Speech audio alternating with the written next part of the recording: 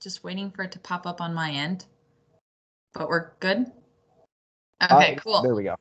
Hello, welcome to Cardinal Careers Podcast. My name's Margaret Stacy Duffy, and we've got Mac Watt, Barb Fouts, and Heidi Nunez all together today to chat with you about communicating with recruiters. We are going to focus kind of the most of our conversation today on communicating with recruiters online, whether that be through email, through Handshake, or possibly LinkedIn.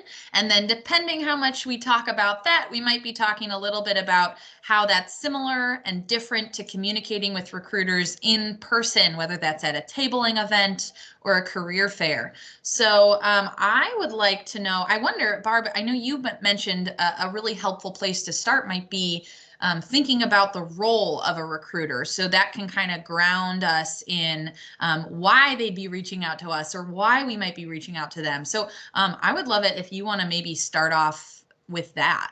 Sure. So I think you're right. It's a great place to start because who are recruiters? We sort of want to demystify who they are. And what you need to remember is that they're people too. So I know that whenever you're going to an event or you're thinking about reaching out to them on LinkedIn or Handshake, it can be a little bit intimidating.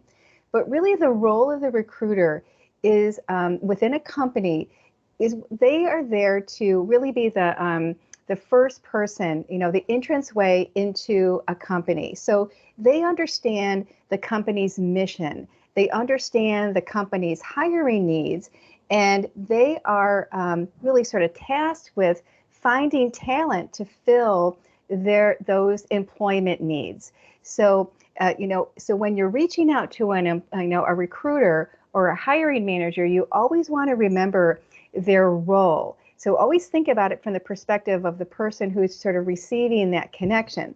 Because once you understand, their role in the company, then you can recognize that they're probably getting a mountain of email or they're getting a lot of messages on Handshake.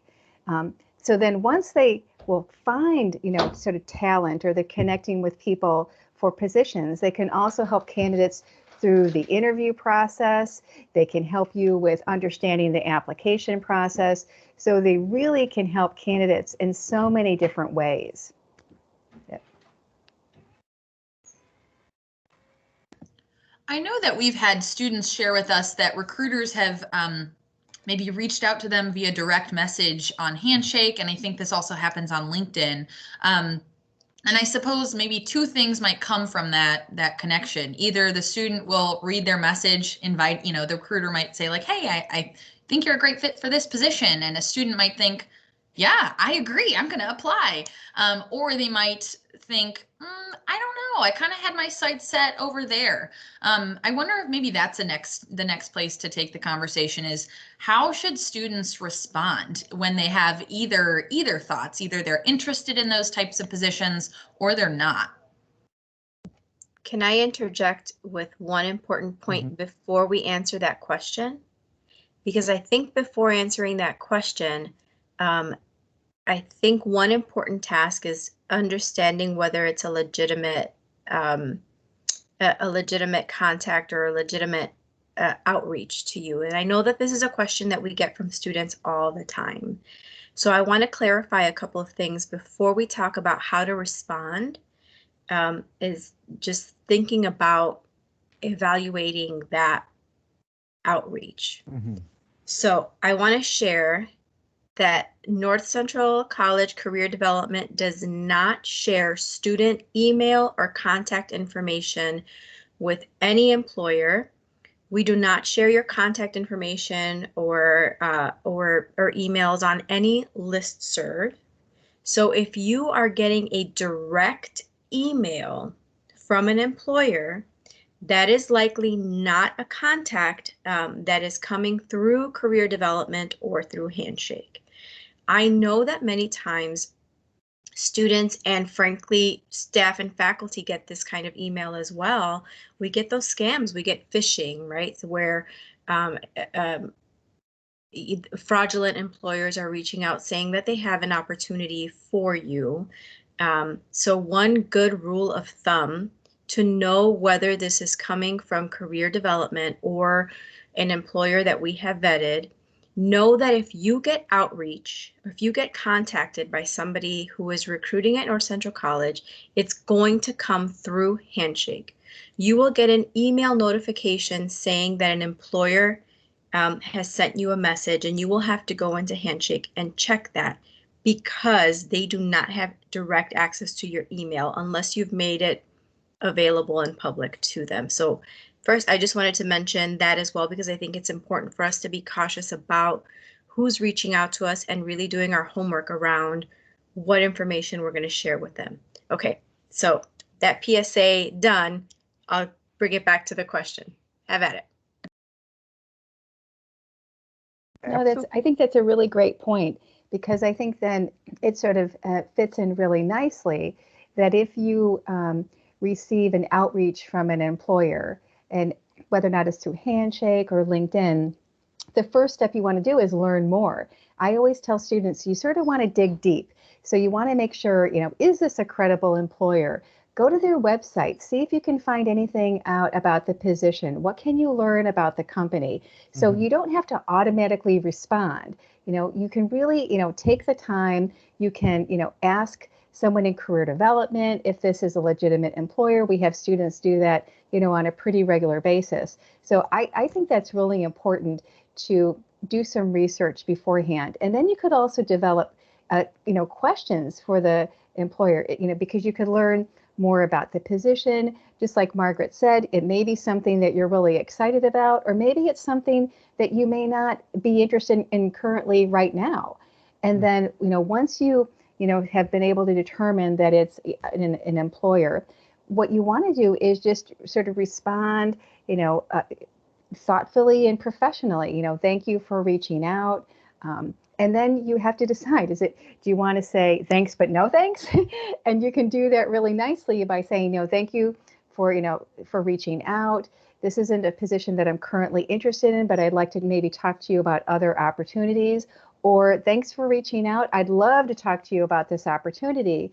And then you enter into a dialogue, and then even a potential, interview, or maybe you're going to have sort of a quick chat. So definitely taking the time to sort of, pull yourself together and sort of think about what are those questions, I think is really important.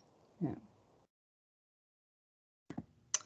Another thought that I was having, and I know that for the most part, students are probably catch on to this quickly, but I wonder if at all, since both through Handshake and LinkedIn, it really is in the format of almost a chat, right? Mm-hmm. Like a messaging platform, treating it as more of a formal email communication versus maybe how students are used to seeing chat correspondences either in their Instagram or their Facebook or whatever that might be.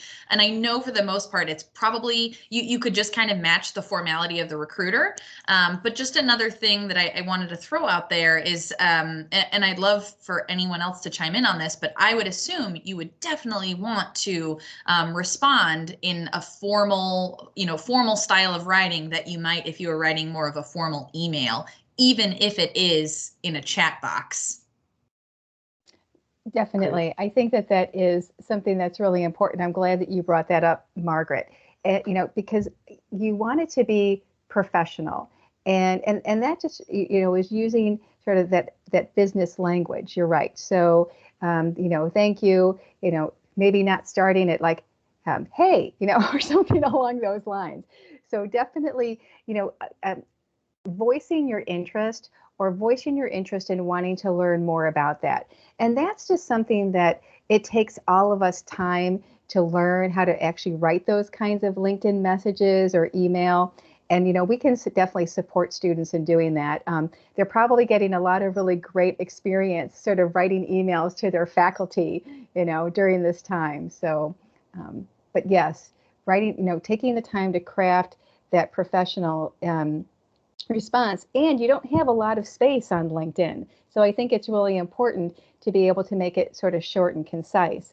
And I think, the other thing too, along with, having it be professional is, with what I started with is if you understand the role of the recruiter and just the amount of messages that they could be receiving, what I often hear from recruiters is that they tend to respond to those messages that are professional, they're clear and concise, and they have a purpose. So if you're, reaching out to a recruiter, making sure that you're clear about, what position are you interested in? What do you want to know for them? Because we all get those messages on LinkedIn, like, hey, I want to be in your network. Well, my first thought is, well, why? Tell me a little bit about yourself. So, and again, if you could imagine, getting, 100, 200 messages, you're going to respond to something that's, concise and professional and really helps you understand what the purpose is. Barb, you brought up a point for me, and I think I have a tip here, but I wanna test out my theory with you all first. So, when somebody reaches out to you on LinkedIn, they either send you a message or, they want to connect with you. What's the first thing you do? What's your gut reaction? You get an invitation to connect. What's the first thing you do? Well, first thing, I don't know if anybody else is going to respond, but my first thing is, I'll look at the name and I'll look at their role, and then I click on their profile, So I go in and I'm trying to figure out the connection. I think that's really what I'm trying to figure out. And I think that's what exactly, I'm glad that you brought that up, because what is the purpose of you connecting with me? You're reaching out to me. So if someone could say, hey, I noticed that we went to the same school. Hey, I noticed that you work, at North Central or something like that. That's exactly what I'm trying to figure out. Yeah, so that was my tip there. Margaret and Mac, if you got a connection through LinkedIn, is it your gut reaction to go straight into their profile and check them out first? In my experience, it depends on the person. Like if I know them like personally, Sure. I'm just like accept. The one thing that I definitely noticed was when I was more thinking about going towards the sports field before I changed, trajectory, was I would be getting network requests from people in the sports field that I already did know of, but they didn't know me requesting my network. And that was what was very confusing. I'm like, I know who you are. Why are you networking with me? It was very odd. So it's like a person that like is a household name's like, let's network. And I'm like, what's going on here?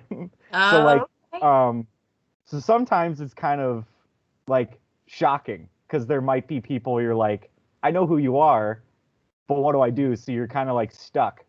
I'll just hit accept. Of like a lot of those times where I was at that point where growing my network was the priority. So I would just be hitting accept rather than looking at their profile first and, getting into it. It's having that network already, because then if they're already your friend, you can just message instead of just waiting for the response. Yeah. For me, my gut reaction when I get a request is I definitely take a look at the profile. And where I was going with that was it's important before you start messaging folks to connect. Part of that, what's the why behind why you're connecting is to have a complete profile, because the person you're reaching out to is going to want to figure out why you're reaching out to them. Unless they're a household name and they know you already, they're going to want to figure out who you are, what you're doing, what is this connection about. And so if you're reaching out on any of these platforms, it's going to be important for you to have a completed profile in there. Absolutely. That was going to be my tip there. Absolutely. A completed profile is definitely a game changer. I can definitely tell from my own experience that my reach truly did expand once all the information that I put in, and it said I went from, a moderate to a full information LinkedIn, where just the amount of networking that was requested increased. So definitely I would have to agree with you, Heidi, to always fill out your profile as much as you can on Handshake and LinkedIn. Right. And I was going to say the same. It applies to Handshake. Make sure you fill out that profile. Absolutely. It's really important. So Absolutely. Well, I'm curious, do we have other thoughts on online communication with recruiters when we think about the topic in general? Any other best practices or things to avoid that come to top of mind? I mean, I feel like this is self-explanatory, but definitely don't go into it unprepared. Like, go into it knowing what you want to get out of it. Like, if you go in wanting to ask questions, make sure you have questions prepared. If you want your resume to be looked at, make sure you have that prepared. So just basically my biggest recommendation is, if you really want to reach out, make sure you're prepared to offer whatever you can, as well as them offering you the information that you would like. I think another thing, oh, sorry, Heidi. The other thing that I would say is, if a recruiter gives you some next steps, you want to make sure that you do those. So that if they direct you to apply online, you apply online, and then you send them a quick follow-up. Hey, I just said it. That's just my thing. Hi, I applied online. Just want to let you know I'm interested in this position. Thank you for the advice. So always making sure that you sort of follow through on what it is that they're recommending, because that could be the step that you're missing. And then when you're also following up with recruiters or hiring managers, knowing when too much is too much. So if you've interviewed for a position and then you might connect with them and then you send them a message and you still don't hear anything, I would say 2 to 3 times, and then it's sort of, you have to know when to let go and move on. That's a great point. I was going to say earlier, just touching on what Mac was saying and pulling back in what you mentioned earlier, Barb, is that it's important for you to be clear about your purpose for connecting. Mm-hmm. Because if your purpose for connecting is just to expand the number of contacts that you have in LinkedIn, that's not a good use of anybody's time and connections. Or if you just want to see who they're connected to, that that's likely not going to be a good use of anybody's time and connection as well. But being clear about why you want to connect, number one, will create a better introduction in that initial message, so that the person you're connecting to knows clearly what you want from the conversation or from the connection. But I think it's important for you to understand, what are you trying to get out of this? Do you want to have a conversation with this person? Mm-hmm. And if so, about what, right? Do you want to better understand their organization? Do you want their help networking in the organization? Are you looking for opportunities for mentorship? What is it that you really want to get out of the connection? That's going to help drive not only the conversation, but the initial contact, and it's going to make it that much more satisfying a connection for both of you. Mm-hmm. Mm-hmm. That's all really good stuff. So I'm kind of taking notes here on everyone's, and we kind of have this like nice little package of what to do, which is, the first step when someone reaches out to you is to learn more. Like, is it legit? If it's legit, great. Are you interested? What are they offering, or what's the communication about? What's this organization? The next piece is, responding and being clear on that. And if you're doing the first communication, then it's being super clear on your ask and what you want, and professional communication. And then the final thing would be that follow-up. And I also wanted to add there, and I know, Barb, you mentioned this too, but I think essentially, if you talk to, I'd say almost everyone I've ever talked to that's in their career has shared that they've made changes throughout their career, whether that be at their organization or what they wanted to do or their plans. So I just wanted to emphasize that, like, don't burn a bridge. Even if it's something you're not interested in, you never know. Maybe you will have your closest friend will be interested in that organization. And maybe if you would have that professional communication, thank you so much, I'm not interested, you'd be able to say, like, I do have a colleague that I work with in this project or this group or this, that you could refer them to reach out to or whatever. So just wanted to emphasize that piece of don't burn a bridge. If there's something you're not interested in, don't just ignore it indefinitely. Respond politely and professionally. But yeah, I think that's a good place, unless folks have other thoughts, to either wrap up, or if we want to quickly touch on that in-person communication. Oh yeah, Heidi, go for it. I have one last question, I think, because I thought I've gotten this question before from students, and I want to be clear. What, in your opinion, is that fine line between being clear about what you want and being pushy or demanding? Because I know that sometimes students are hesitant to reach out because they don't want to seem pushy, they don't want to seem demanding. And on the other hand, there are students who are so direct, they're so clear about what they want.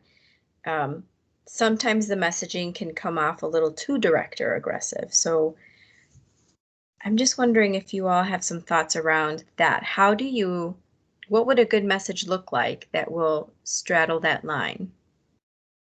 I think I err on the side of directness, with, of course, maybe with politeness and professionalism. I think if you're direct without that politeness and or professionalism, I think for me that might be the line. But I know whether you're reaching out to a faculty member or a recruiter or a random person who works at an organization that you're just excited about, it's really hard for someone who's busy to say yes to something that they're not really sure what you're asking. So I advise students all the time to just be clear on what you're asking for, because then someone can say yes or no, or they can come around and say, hey, I'd love to, but the time that you suggested doesn't work for me. So I think, whether it be, hey, or hi, so-and-so, that, hey, hi, so-and-so, I found your profile on LinkedIn and I am really excited about the work that you do and really interested in X company. I'd love to know more. I was wondering if you'd be willing to have a 15-minute phone call with me for an informational interview next week. My Tuesday and Thursday afternoons are free between 1 and 3. Let me know if there's a time that would work for you. Something specific, and I don't know that I have it all figured out by any means, but I think it's easier for someone to say yes or no if you're clear in what you're asking for. That's a great example. It is a great example. I love that, Margaret. And I think the other thing too is also to remember about what the ask is.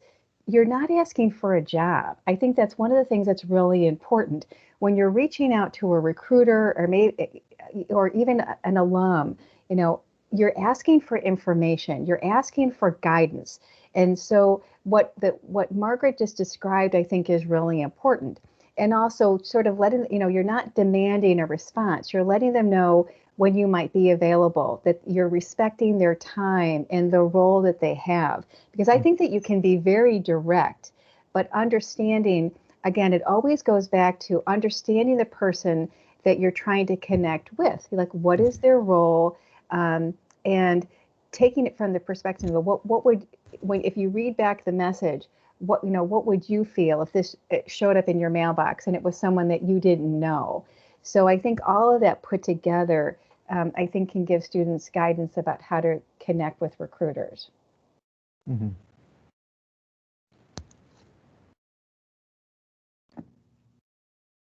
Well, cool.